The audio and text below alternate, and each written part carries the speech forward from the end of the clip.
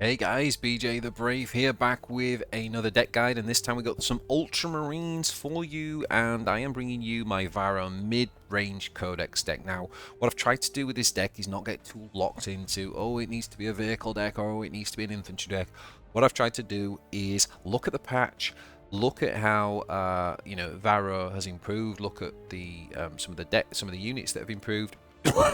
Excuse me. And what I wanted to do is just kind of like trying to build a really solid sort of mid-range Ultramarine deck. And in there, you'll see at the top end there's like the Repulsor. I think the Land Raider from the Dark Angels kind of made me realize that this card is pretty good still, and I'd kind of forgotten about it, and I wanted to rebuild a Marine deck with this in, so we've got one of those right at the top. Now, we have only got 2 1-drops, and that might be one of the bigger problems with this deck, like with the way that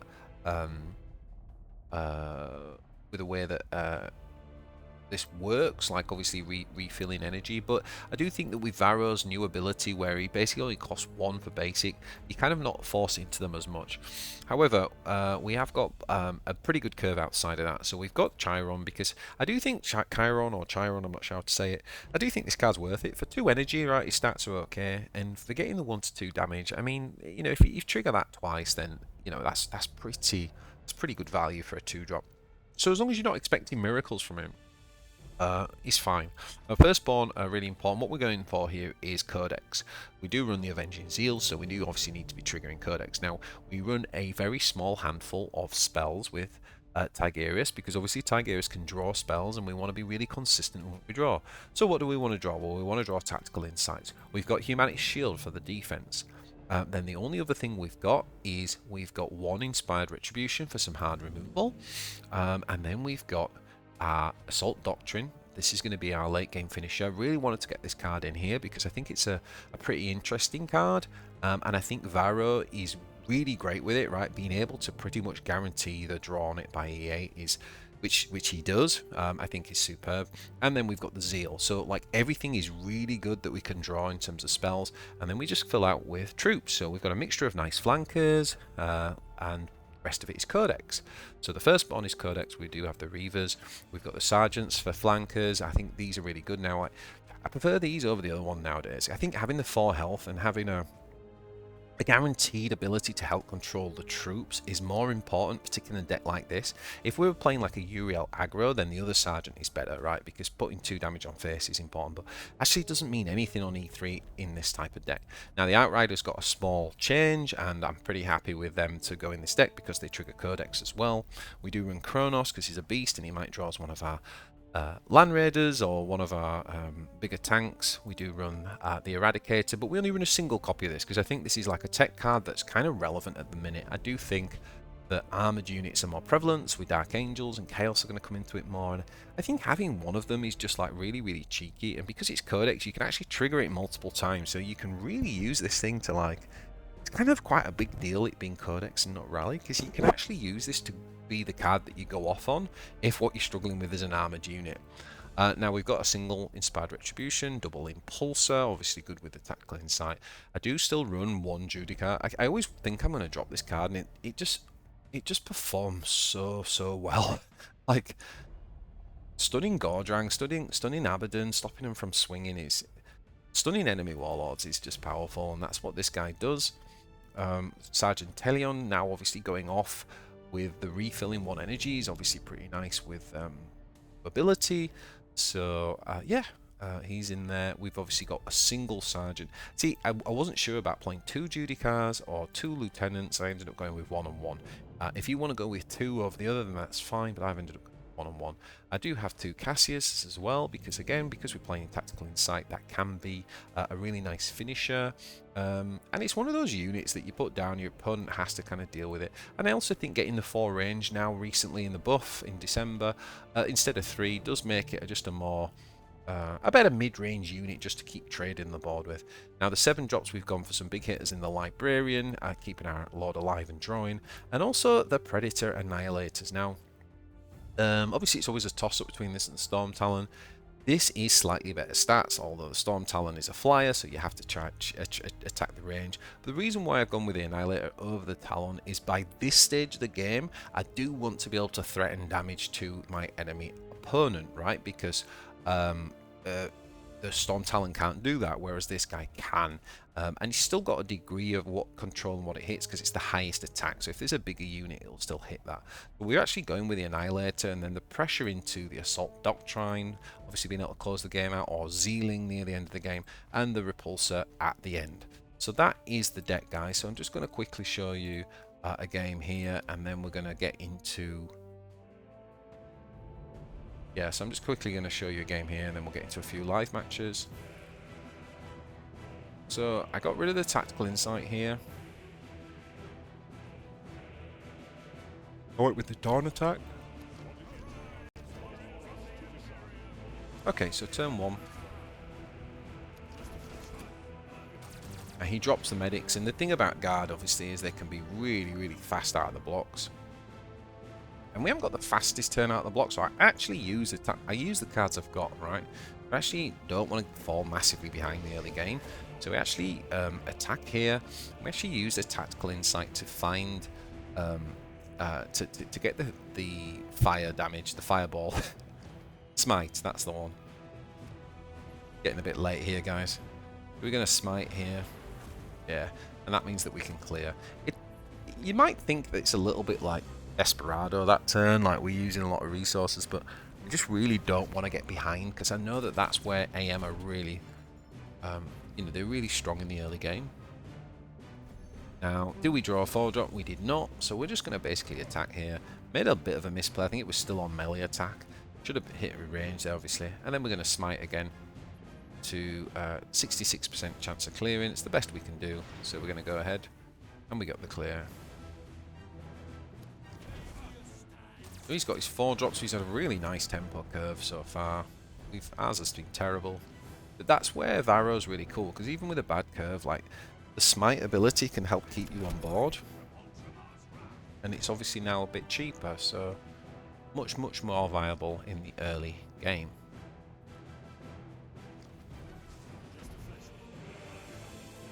I really like this turn from him, playing the medic and the Kaskin. It gives him the Kaskin giving him the offense every time he attacks, giving the extra ping, and then the medic healing his units back up that just attacked. So yeah, that's really nice, bringing this out of range.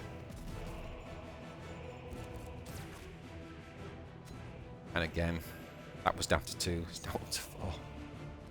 But I mean, up to this point, I think Sola's curve's been excellent, like pretty much flawless, to be honest. But we have managed to kind of cling on, and once again, like same principle as earlier, we're going to actually just go in on the Tactical Insight. Notice I'm not being greedy. Like I'm trying to stay in the game. We know we've got some big beefy mid-range units, so we've got to kind of like just stay competitive as we can. And so we're using the Tactical Insights where our weakness would be in this game. Nothing wrong with playing it here.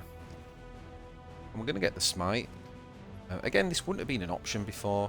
So smite's really showing its value in this game. Especially there, we got the 33% chance on the kill.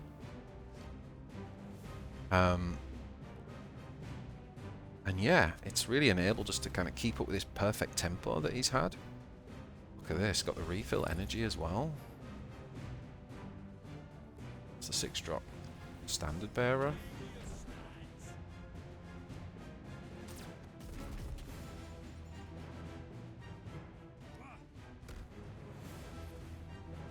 Nice. Now, because he's got the buff on the banner, we know that the Predator Annihilator is going to attack that. This is what I was saying in the deck guide bit, tech deck bit, that the Predator is really good for that. Like, you've still got a degree of control with it. So we're the first to get like a big body down. And Ashley just says, do you know what? That's it. Calling it a day. Maybe he didn't have a tank in hand.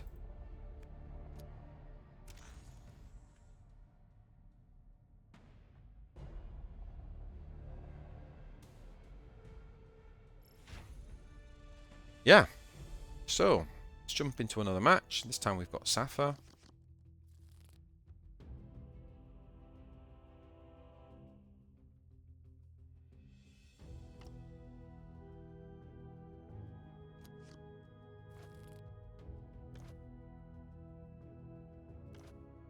high factory here, actually, still. What is yet to come is for us to decide. Accept our gift of liberation, or face the wrath of the Star Children. None can deny the Star Children's deliverance. Okay, just get rid of that trade. Oh, nice to see you, Chronos. We are a little bit light in the 4-drop, so we're always very happy to see this guy.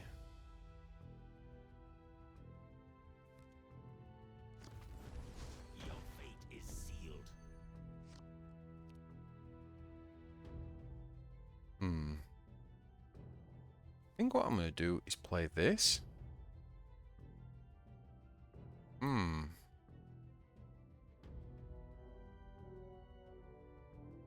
Or is there a world we just get Chronos out here?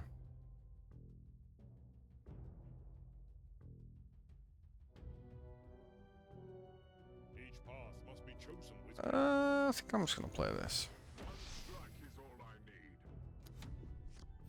Can't attack it with the Locust, obviously needing the range attack to attack the flyer. I mean, he can stun it.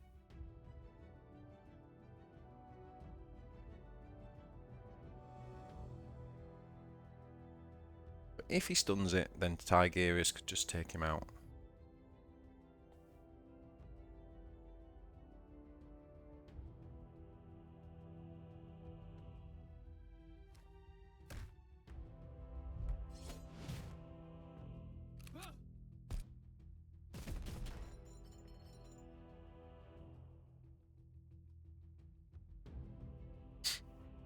Has he got backstab?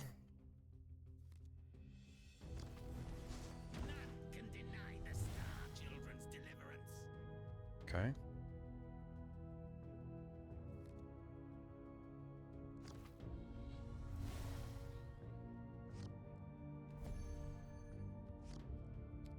Okay. This is gonna kill this.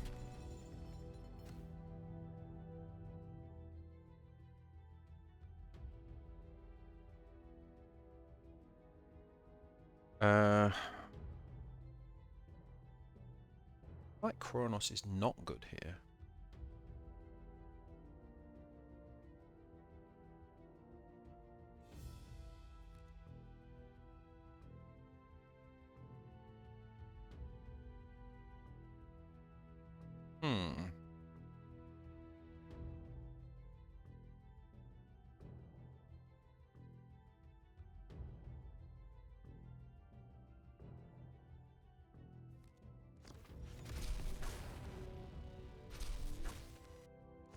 I think we'll take 2 pings and we'll put pressure on the board.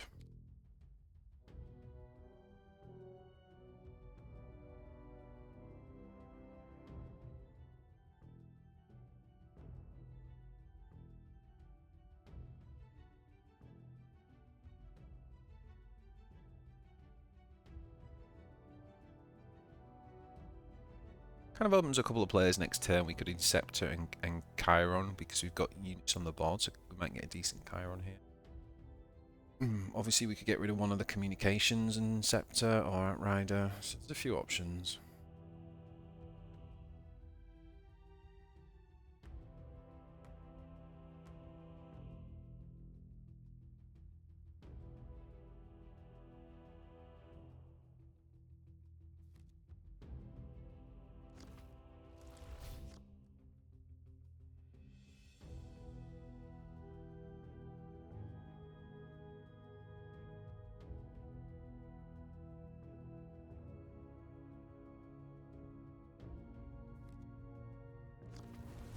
The Grizzle Pit and I have created such wonders to fuel our ascension.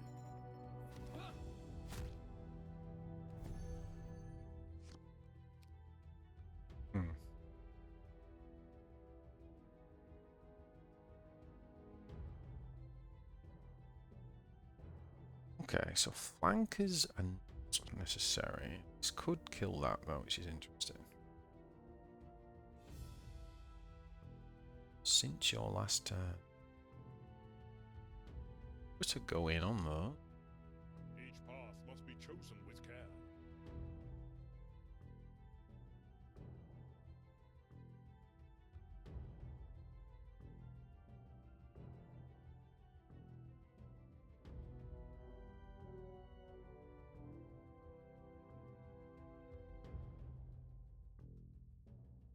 Hmm.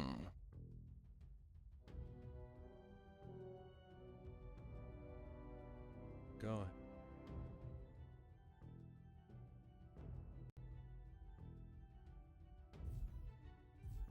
I can kill that this.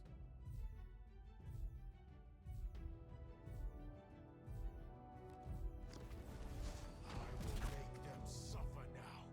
Oh, I did that the wrong way. That is all I need. Oh, okay, I kind of messed that up.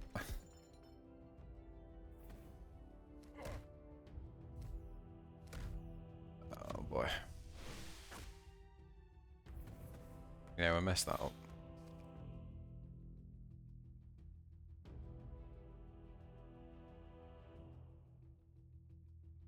I was meant to trade the cards in first and then play Chairon.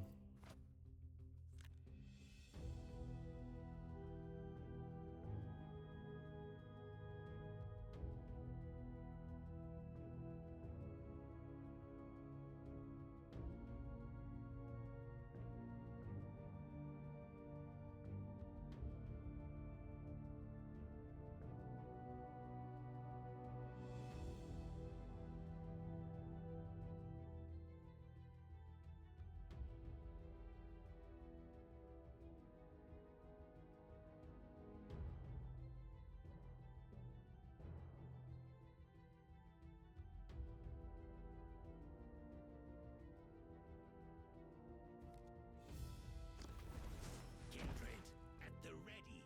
The plan moves forward.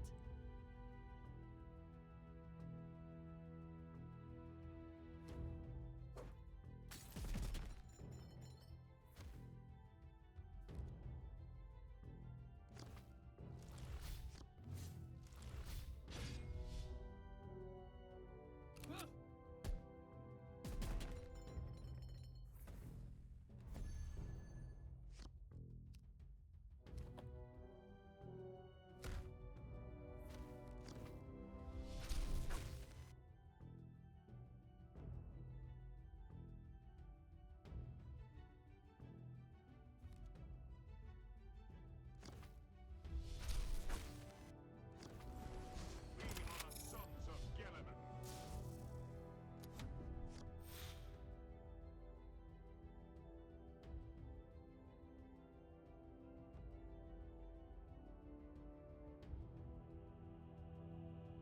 Damage can he do?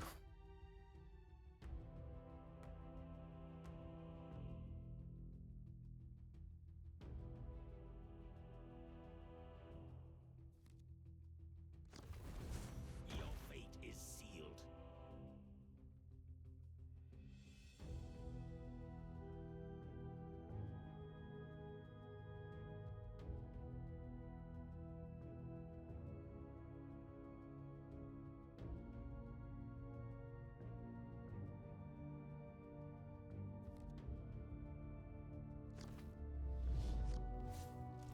Drops the living icon.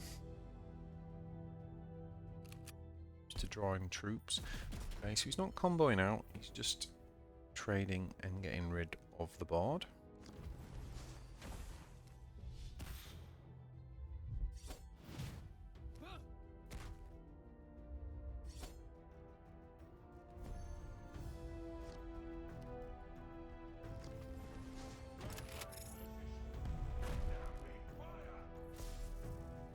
Oh, I thought it was going to hit Nexus. Okay, that's a problem.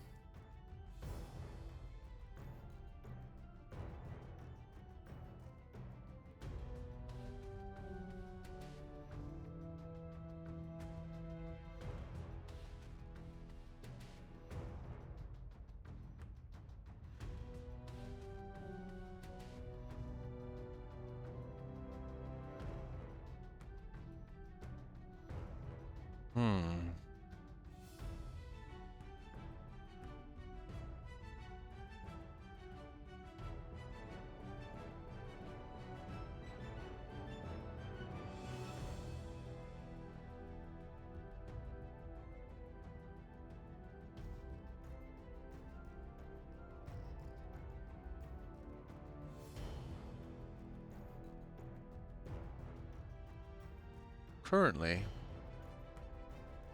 I have to keep calculating Patriarch. So currently Patriarch would be 9, right? We are in position. Yeah, this card's pretty good, you know. This is a card that probably should be played a bit more.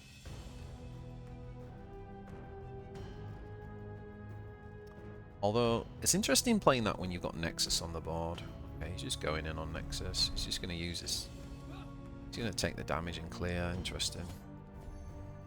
Oh, wait, what? What am I missing here, guys? We return to the shadows. Oh, he must have misplayed. He must have like just forgotten to attack or something. Oh man, that's a shame. That's a shame. It'd been interesting to see where that went. To be honest.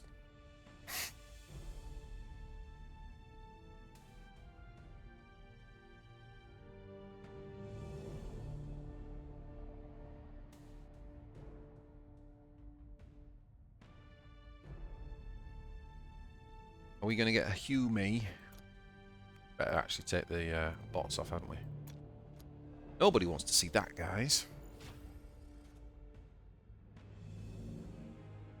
Yeah, hit that thumbs up below if you're enjoying this. Oh, we've got a mirror match. Interesting.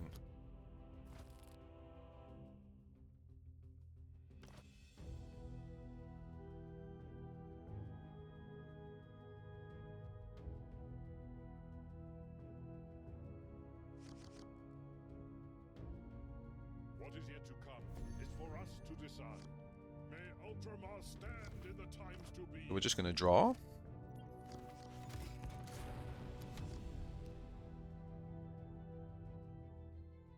The fact that we've drawn this, maybe we could be attacking actually. He's like a vehicle deck. Is he the beatdown or the control deck? Probably pretty even, to be honest. Like I said, because we've got Humanity Shield, I think probably we can act as the beatdown for now.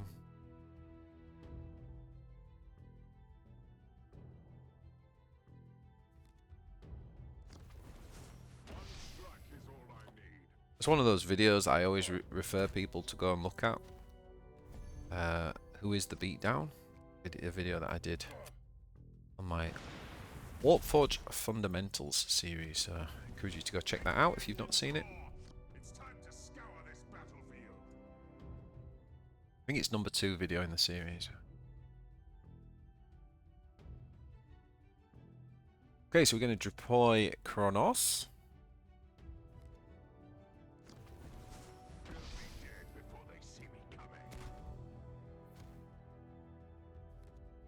Oh, take some damage to face, is it? No, he's going with Smite. Interesting.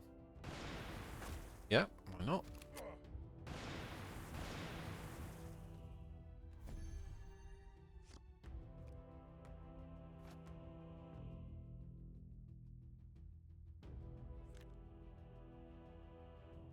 Is this thing like... Strike at their weakness to prevail. Oh, they're ephemeral out there. Okay, so it does nothing. Oh yeah, it does, because it keeps going, doesn't it?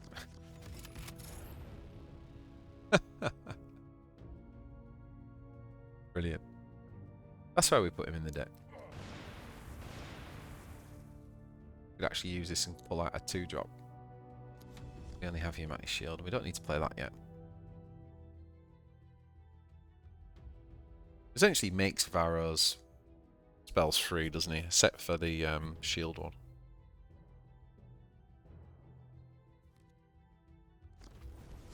Shot by shot, we will purge the galaxy. Shot by shot, we will purge the galaxy.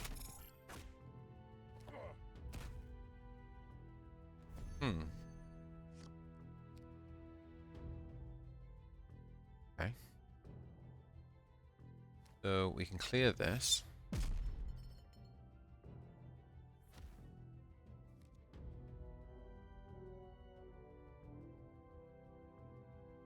We play. Do here is we could play this.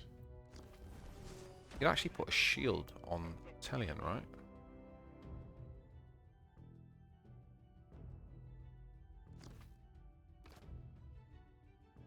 Maybe that's the play.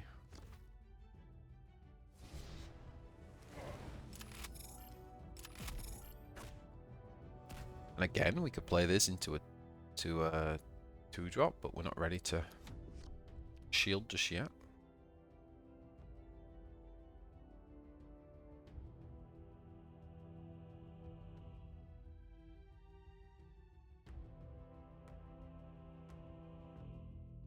It's interesting, right? You could Calsius if this guy's still alive. Not that I think he will be. Going with a smite, second chance. Yeah, finally. To be fair, he deserved that after the last one. Kill this again.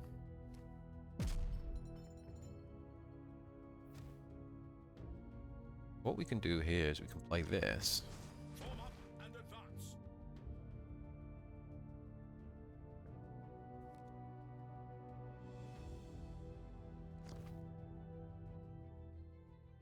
I think you can play into the shield again here.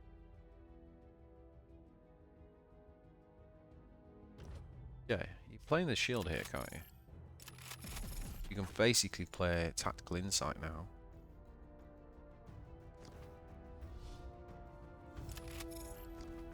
Drop shield on this guy.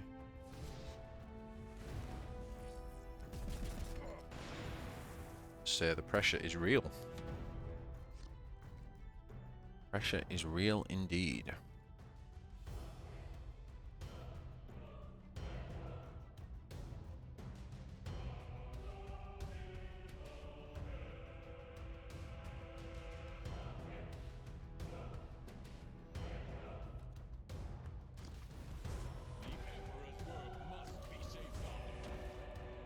Hit that guy. Future is not set.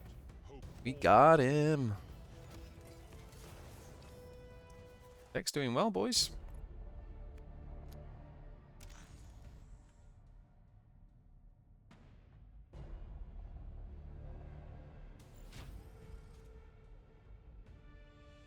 Uppitch, it looks like Uppitch was saying in the chat it was the timer that got him in that last game. Fair enough.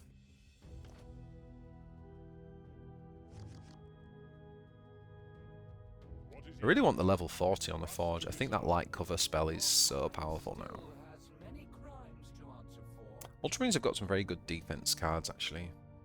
The two that I've got are really good. I'm always feeling a bit stuck between kind of like which one to use. I usually go with the Hive Factory. I feel safe with that, but might not always be right.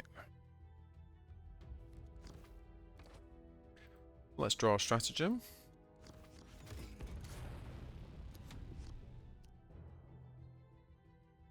Which feels like we've got a nice balance between strats and troops, and it's just giving us like supreme consistency.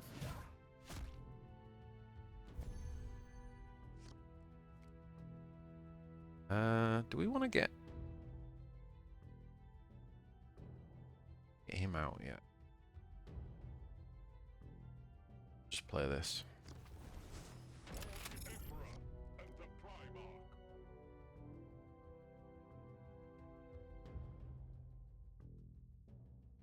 Absolutely love the artwork on this card, by the way. Definitely one of my favourites in the faction.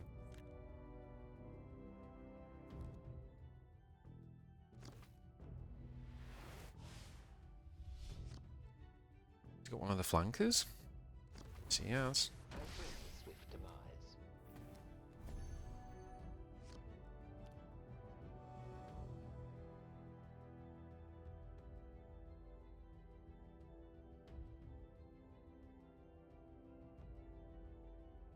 Yeah, see, this is where I'm wishing I had the just 2 damage.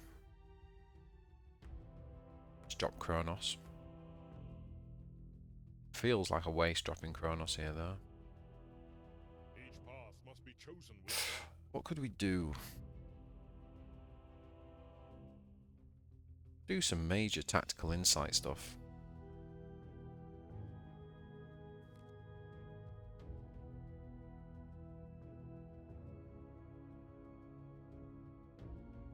that.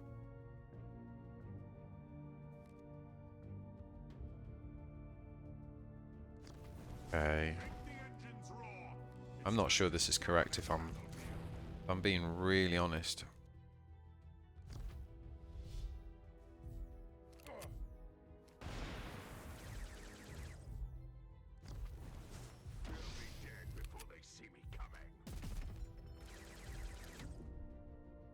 I mean, this puts max pressure on the board, right? Like, even just clearing with Anvir, clearing the Reiver's a problem, right? Because he's got to deal with a 5-drop. Although he had the perfect answer. Perfect answer. Wow. So that's kind of that gamble's like really backfired. So now we've used all our we used a lot of powerful tools there, but not much reward. Gonna have to chip away at this guy.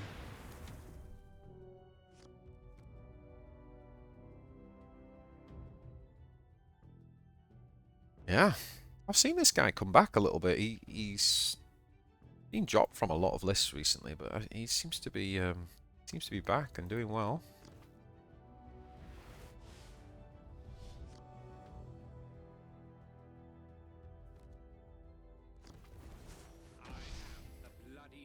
Oof. Blowout. This is hurting. I don't think we can drop Calsius here.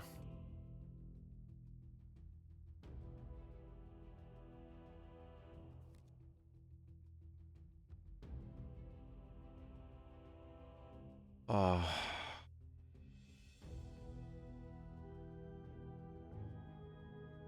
How do we do?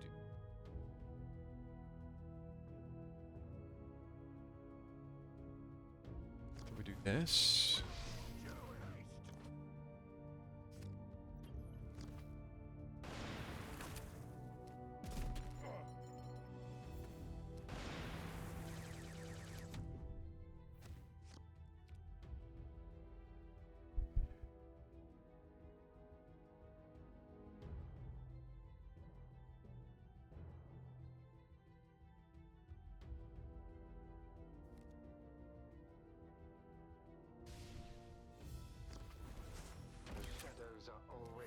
Oh man, see this is bad because this is where you want the Storm Talon, right? Because this is actually going to hit him.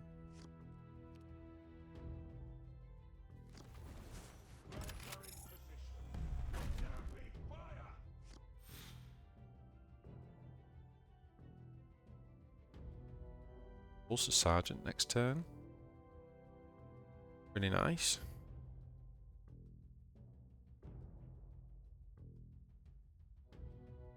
I mean, he can actually clear the Predator just with what he's got on the board. Obviously, he'd take 5 damage to face.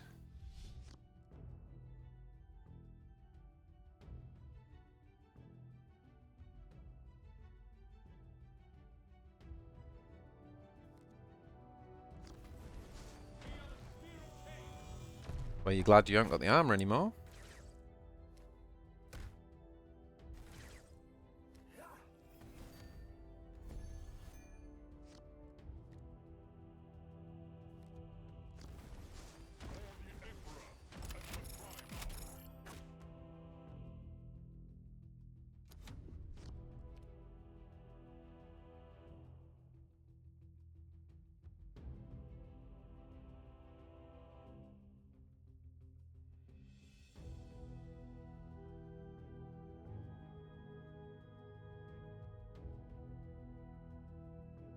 Is he running the Hemlock?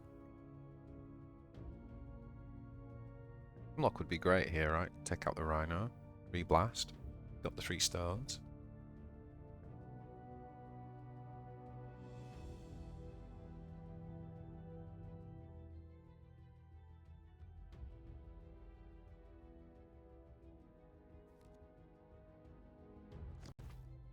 Seen a storm yet? Sure, we've seen a storm.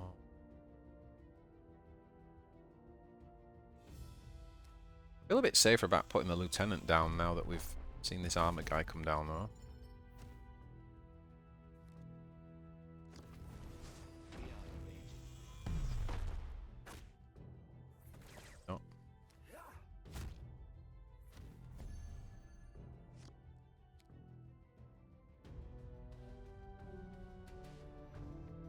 feel like... Actually, maybe Telion's just a better drop here. Like, we could drop this, but it's going to take 4 damage from that back. Each path must be chosen with care. Yeah. Alright, let's do this first then. 66% chance. Got him. Strike at their weakness to prevail.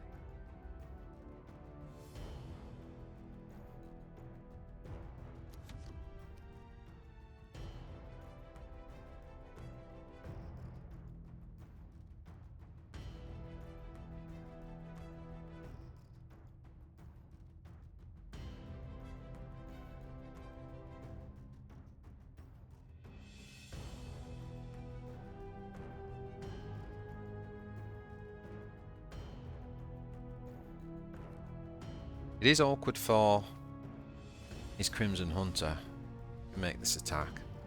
So I'm presuming he's just going to melee attack with Anvir. Oh, or he could just do this. Yeah, push it off with Anvir. Okay, so early.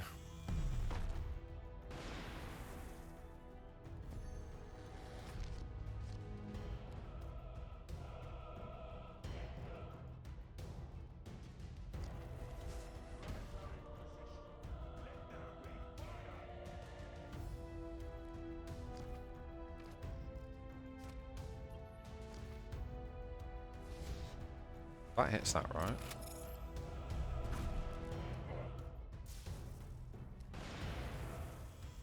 Now we've seen Wailing Doom, so we're not worried about a big 8 blast, but he is doing 4 damage just from Anvir, isn't he? He doesn't need a lot, like a Banshee Mask.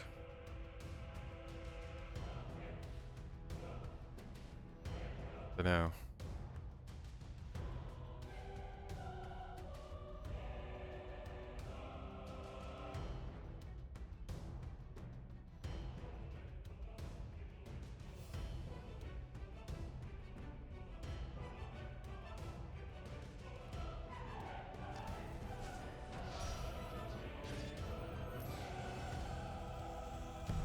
Oh, did he get the blast off? He did. Okay.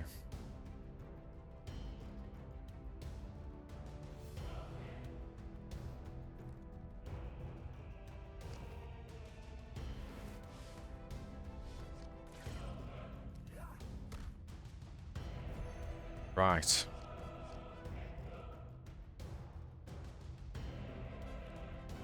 So we need... really need to find our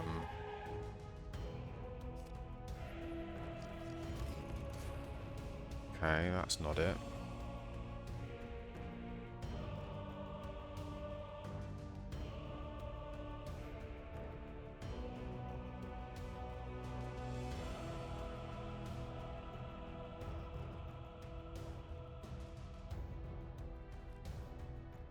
Guess we just do it with this. Problem is, Banshee Mask for the win.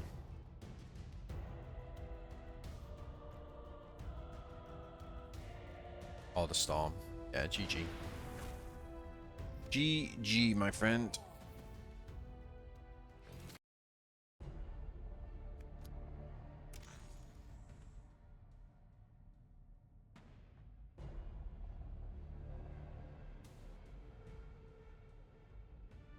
Yeah, that was a tough one.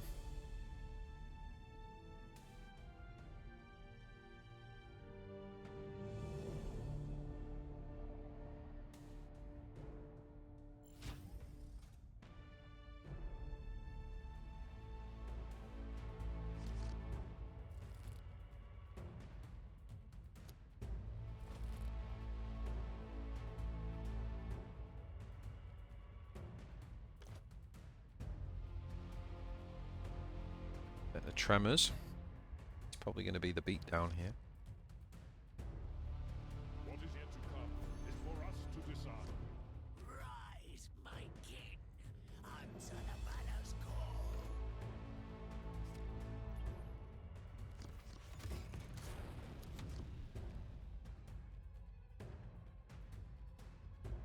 Humanity Shield. Where were you in the last game when we needed you? Thinking we might have done it if we'd got Humanity Shield on that last draw.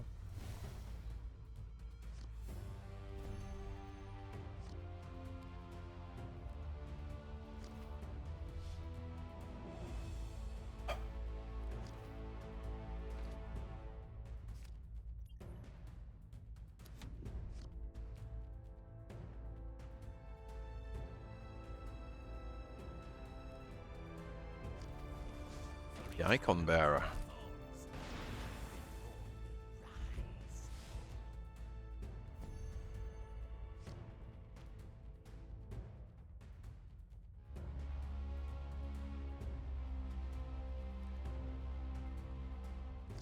Okay, I think we have tactical insight here. This guy.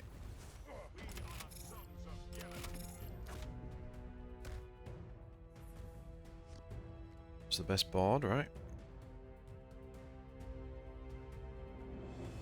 Go off on Telion tricks next turn.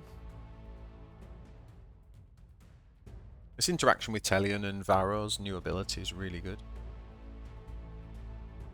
Just keeps refilling one energy, right? So you can just keep playing one energy stuff, basically.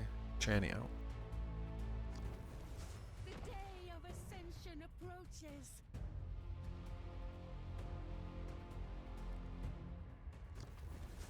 None can deny the Star Children's deliverance.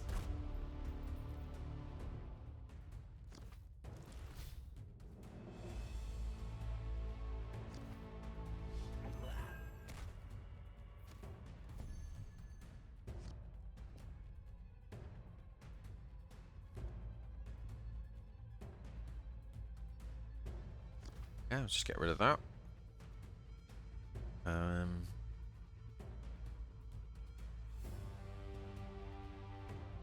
Let's get rid of this. Let's just put. Actually, am I even bothered about shield? I think I'd rather just draw here. Right. I was going to put the shield on.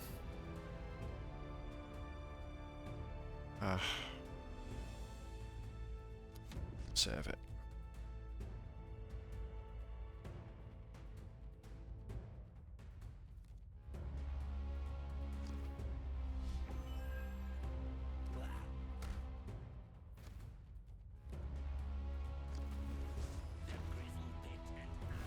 Well, there's a free drop. To fuel our ascension.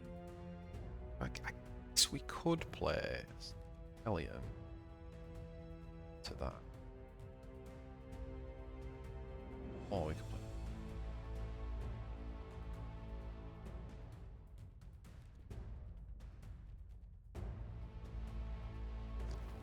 So yeah.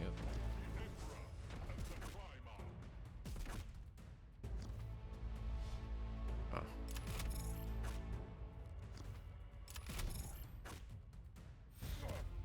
Yeah, there's it.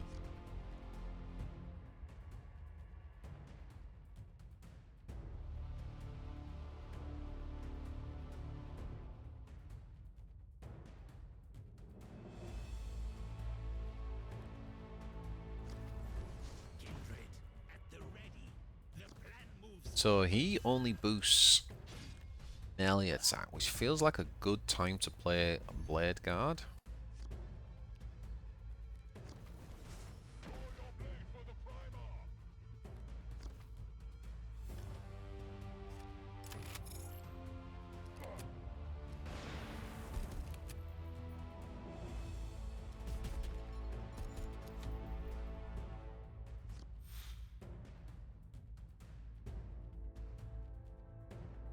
Pretty good defense.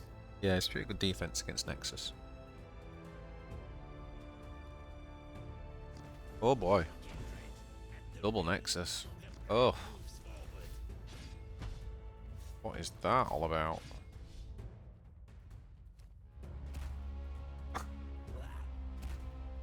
Seriously?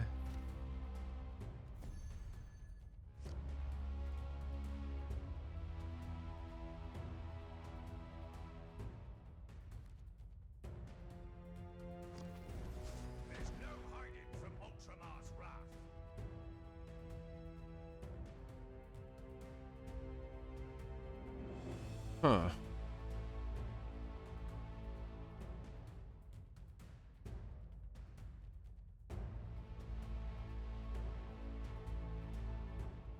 So, how do we want to do this?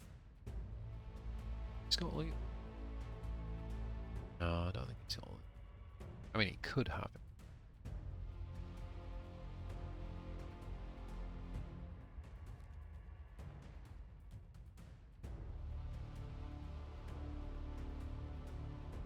Really just a matter of like putting the shield on here, isn't it? I think what we do is we actually take the 4 damage, then we put the shield on. Do we put... I'd love to put the shield on the Rhino, but I feel like got to respect the possibility of lethal.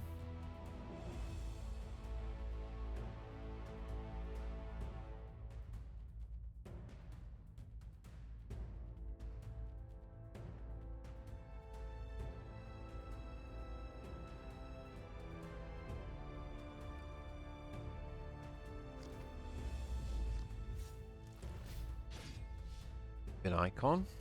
Okay. Down, 5 to go.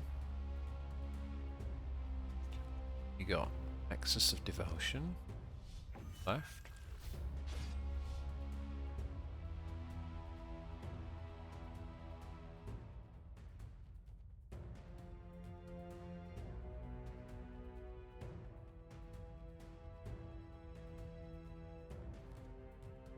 All through.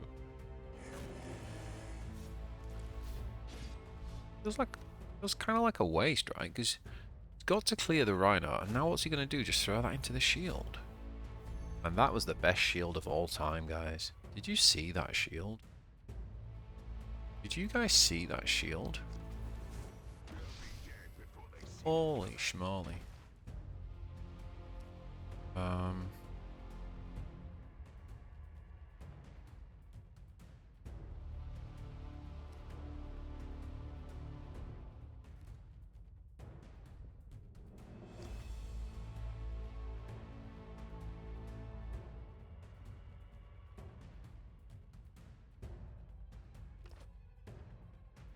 I could have gone smite here.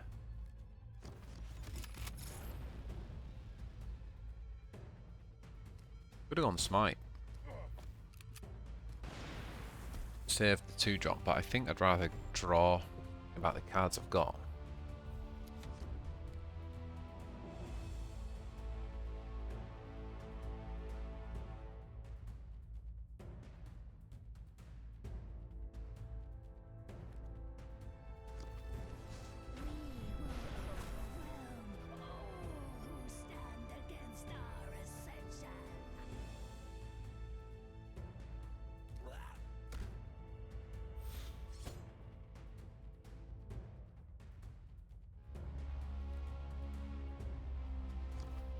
Ocean. So it looks like we can just Executioner here.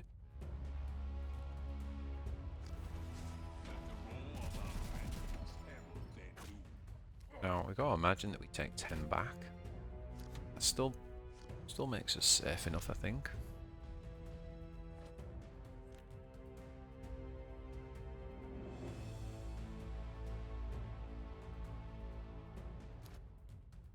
Oh yeah, Mining Tremors. I was just thinking, why do we draw a card? Mining Tremors.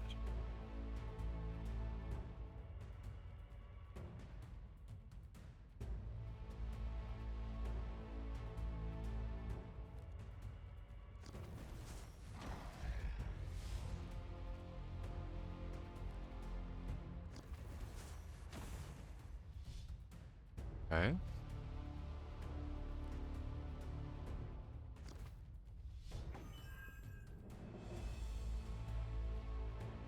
Does that get rid? Does that put me on 1? Oh, backstab! Did it. Okay. Impressive. Very impressive. So if we play this,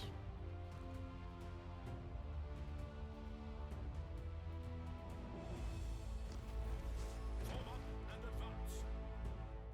5 damage, isn't it? So we just need something that's 3.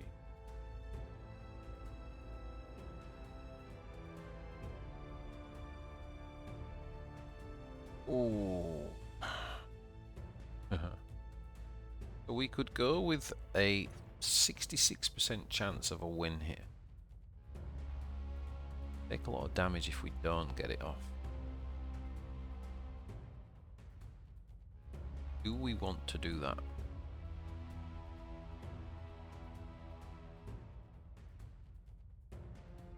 Could do it, or could just do this. So we had a 66% chance that we had lethal, but do I really want to go 33% chance and then just play really inefficiently in a way that it might let him back into the game?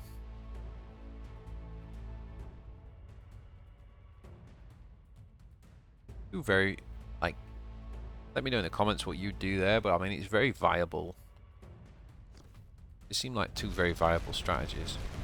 And this only kills, this doesn't even kill this other guy, does it? Yeah, it does.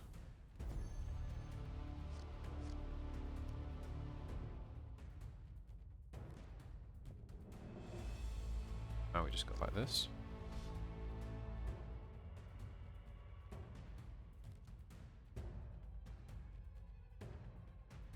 Did that wrong as well. J.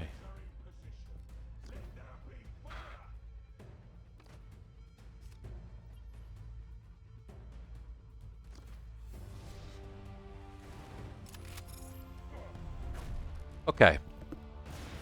So, made that a little bit harder than it needed to be. What we got there?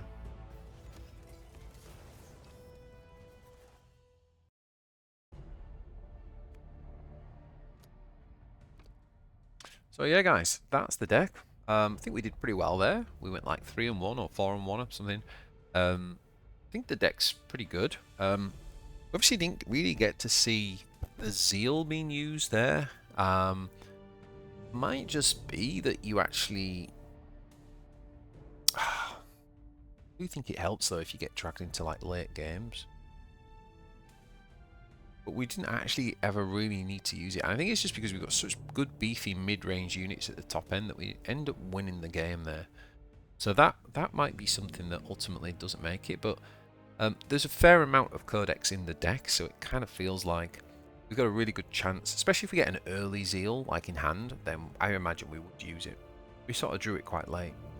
But overall, deck seems to be performing pretty well. I think the change to Varro was subtle, but I feel like this deck is much more competitive now. And as I said, the main reason is not just the change to Varro, but also I think the change to the meta. The previous meta, we had Sisters, we had Azrael, and they were very binary, and they just shut these very fair mid-range decks out. Whereas I think now you can actually like skill play, and you can definitely do well with them. So if you're a big Ultramarine fan, definitely check out this video, check out this deck for yourselves, take it for a spin on ladder, let me know how you get on. Hope you enjoyed that one, guys. Don't forget to hit that thumbs up, and if you did enjoy this, check out this video here, and yeah, I will see you guys in the next one. Ciao for now.